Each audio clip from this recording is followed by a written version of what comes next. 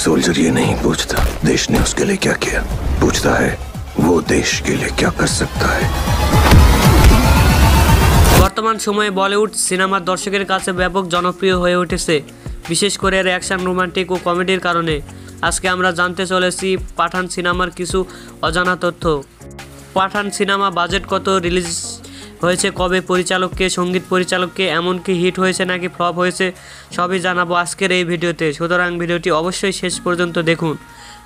প্রথমে আসি পরিচালকের কাছে। এটি পরিচালনা করেছেন সিদ্ধার্থ আনন্দ, অভিনয় করেছেন শাহরুখ খান, দীপিকা পাড়ুকোন, জন আব্রাহাম সহ আরও অনেকে। এই সিনেমার বাজেট প্রায় 250 কোটি।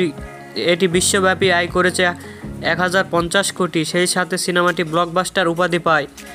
এটি দেখতে হলে ওটিটি প্ল্যাটফর্ম অ্যামাজন প্রাইম ভিডিওতে দেখা যাবে।